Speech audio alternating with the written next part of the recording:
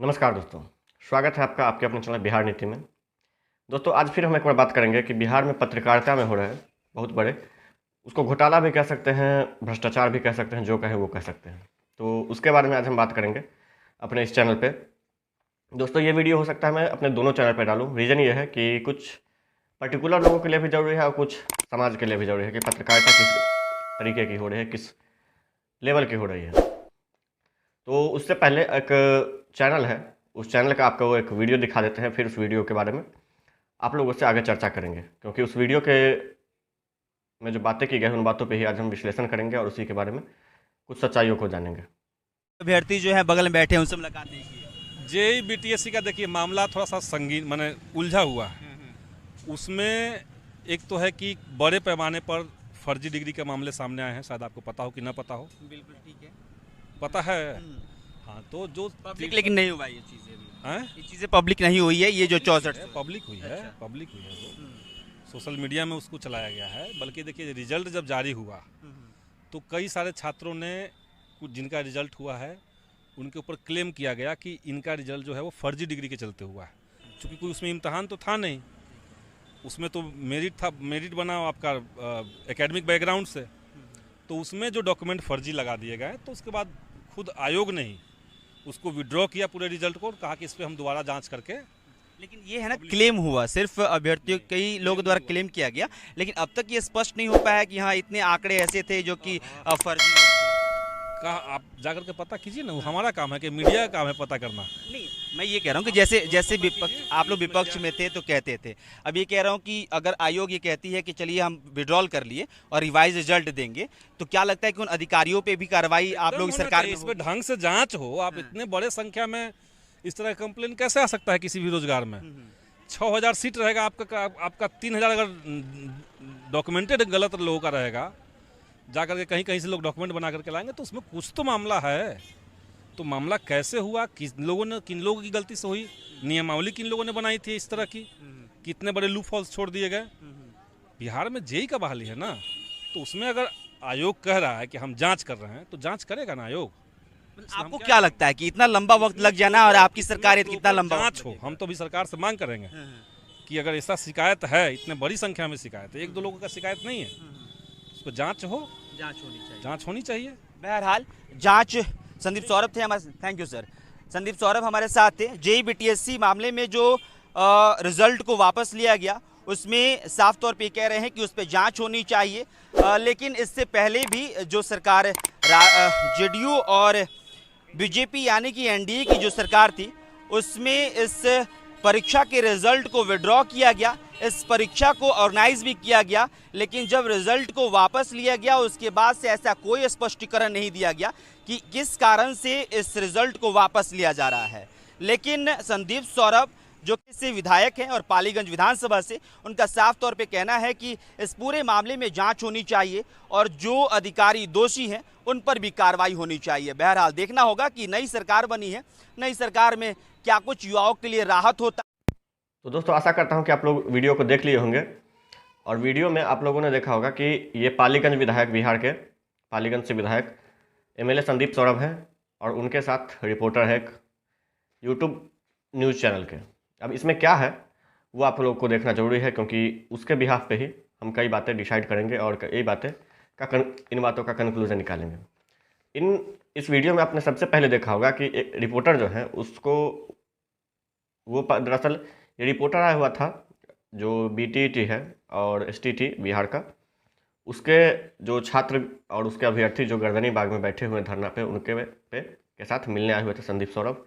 और उसी दरमियान ये रिपोर्टर खासकर बीटीएससी जेई, मतलब एक रिपोर्टर होने के बाद भी सिर्फ बीटीएससी जेई का रिपोर्ट नहीं करते, अच्छी बात है, एक मुद्दे को उठाना चाहिए, लेकिन उस मुद्दे के बीच में कुछ फर्जियों का समर्थन करना वो मैं नहीं समझता हूँ। जहाँ तक बीटीएससी जेई के अभ्यर्थी भी बैठे हुए हैं धरने में, लेकिन उसमें ये भी बातें आती हैं दोस्तों कि अगर वो धरने में बैठे हैं तो उसमें एक और बात इंक्लूड होना चाहिए कि वो अपने रिजल्ट के लिए वो जेन्युइन है, वो अपने रिजल्ट के लिए कर रहे हैं, सही है, लेकिन इससे एक रिपोर्टर को इन बातों से कंक्लूड कर देना, इन बातों को हटा देना कि नहीं उसमें फर्जीवाड़ा नहीं हुआ है, ये कहीं ना कहीं संदेहास्पद है।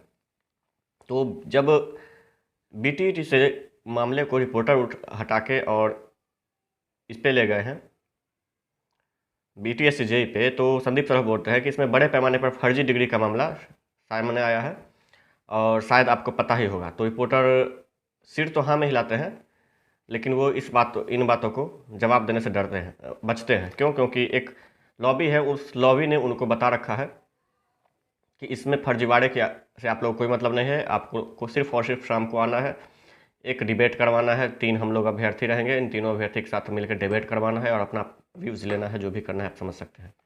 तो ये बातें थी। अब क्या है दोस्तों, रिपोर्टर बोलता है, जब संदीप सौरभ ये बोलते हैं कि शायद आपको पता ही होगा, तो रिपोर्टर बोलते हैं पब्लिक नहीं हुआ। तो क्या BTSC ने जो फर्जीवाड़ा फर्जी डिग्री वालों को शामिल किया वो पब्लिक कर देता? फर्जी डिग्री वाले को पब्लिक कर देगा, फिर तो वो धरा ही जाएगा, पकड़ा ही जाएगा। तो फिर उनके फर्जीवाड़े से क्या फायदा है? तो रिपोर्टर मतलब आयोग का पक्ष ले रहे हैं और कुछ फर्जी वालों का भी पक्ष ले रहे हैं, उसमें आपने देखा होगा। दूसरा है, संदीप सौरभ ये बोलते पब्लिक नहीं है, तो संदीप सौरभ बोलते हैं कि पब्लिक है और सोशल मीडिया में चलाया गया है। तो रिपोर्टर बोले अच्छा, ये है रिपोर्टर का वो वर्षन में बात करने का। आप देख लीजिए कि मतलब उनको पता नहीं है, मतलब BTSC जेई को वो कवर कर रहे हैं और उनको पता नहीं है, और पता भी है तो उनको मामलों को वो कैसे भी हटा के सिर्फ और सिर्फ एक जगह पर्टिकुलर जगह पे इस मुद्दों को मतलब क्लियर करवाने के लिए एक पर्टिकुलर जगह क्लियर हम भी चाहते हो, ताकि लोगों को रोज़गार मिले, लोगों को जॉब मिले, BTSC जेई के अभ्यर्थियों को न्याय मिले और जल्द से जल्द साफ सुथरा हो। अब क्या है, रिपोर्टर बोलते हैं कि क्लेम हुआ है, स्पष्ट आंकड़ा नहीं है।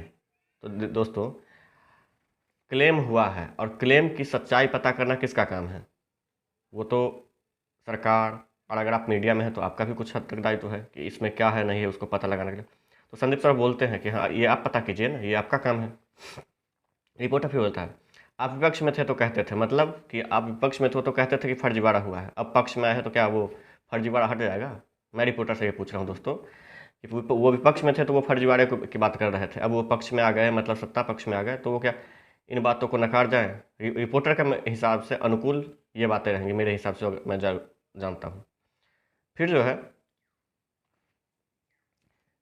ये कहते हैं कि BJP जदयू के कार्यकाल में परीक्षा लिया गया था। तो रिपोर्टर साहब, आप 1 महीने से इनको कवर कर रहे हैं, आपको ये पता होना चाहिए कि इसमें एग्ज़ाम नहीं होता, ये मेरिट बेसिस बहाली थी, और आप अभी भी इन बातों पर अटके हुए हैं कि परीक्षा हुआ था, फिर रिजल्ट में को विड्रॉ किया गया, परीक्षा ऑर्गेनाइज किया गया। यार क्या बातें आप कर रहे हो? स्पष्टीकरण नहीं दिया गया, तो स्पष्टीकरण क्या? BTSC के चेयरपर्सन ने तो बोला था कि स्पष्टीकरण यही है कि हम इस रिजल्ट को चेक करेंगे, क्योंकि हाँ कुछ लिए हैं। और रिपोर्टर साहब, आप एक बार वेबसाइट चेक कीजिए, वेबसाइट पे अभी भी चढ़ा हुआ है कि 2 कैंडिडेट को फर्जीवाड़े के कारण बाहर निकाला गया। फर्जीवाड़े के कारण के अलावा अंडर एज को लिया गया था। तो क्या आपको लगता है कि अगर अंडर एज वालों को ले लिया जाता है तो ये सही है? जो बताया गया है, जो इस अर्हता को पूरा नहीं करता है, उनको लिया गया है। तो आपको बताना चाहिए रिपोर्टर साहब कि क्या ये सही है?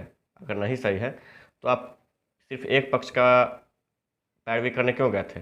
और दूसरी बात दोस्तों, ये वीडियो जो आपने देखा, इस वीडियो को रिपोर्टर ने अपने यूट्यूब चैनल से प्राइवेट कर दिया है, मतलब कोई नहीं देख सकता। क्यों? क्योंकि उसमें रिपोर्टर की बेइज्जती है, और उनके कमेंट सेक्शन में भी कुछ BTSC जेई के अभ्यर्थियों ने अच्छा खासा क्लास लिया था, तो इसलिए उन्होंने इसको प्राइवेट कर दिया ताकि उनकी गड़बड़ी पता न चल सके। तो भाई साहब, बहुत गलत कर रहे हो आप, एक पत्रकार होने के नाते बहुत गलत कर रहे हो। आपको इन बातों का ध्यान रखना चाहिए कि बहाली सही में हो, जल्दी पूर्ण हो, लेकिन सही और साफ़ सुथरा तरीके से। आप लोग जैसे हो सकता है आप लोगों को हर शाम 200 रुपये मिलते होंगे, 200 रुपये में डिबेट करवाइए, और डिबेट करवा के कल फिर आइएगा, कल फिर 200 रुपये दे देंगे खाने पीने के लिए, और आप डिबेट करवाइएगा।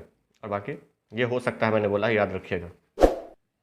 तो साहब रिपोर्टिंग कर रहे हैं, रिपोर्टिंग कीजिए, किसी एक पक्ष का और सरकार की दलाली मत कीजिए कि फर्जीवाड़े का प्रूफ नहीं आया है। तो प्रूफ लाना किसका काम है? प्रूफ जितना था उतना तो दे दिया गया है, और एक MLA बोल रहा है कि सोशल मीडिया में है प्रूफ। तो आपको क्या मतलब, शर्म नहीं आती आप लोगों कि उसको जब प्रूफ है तो उस प्रूफ को आगे बढ़ाने के बजाय आप उसको कह रहे हैं कि नहीं फर्जीवाड़ा नहीं हुआ है? तो फर्जीवाड़ा नहीं हुआ तो इसका मतलब आपको सब पता है कि क्या हुआ है नहीं हुआ। आपको सिर्फ और सिर्फ वही पता है जो एक लॉबी आपको बता रही है, और उस लॉबी, आपको भी BTSC जेई के बारे में कुछ पता नहीं है, लेकिन आप लोग ऐसा दिखाना चाह रहे हैं कि मैं उसका हितैषी हूँ। अरे हितैषी तो सब हैं, बिहार का हितैषी एक BTSC जेई का अभ्यर्थी है, जो फर्जी है वो भी हितैषी है।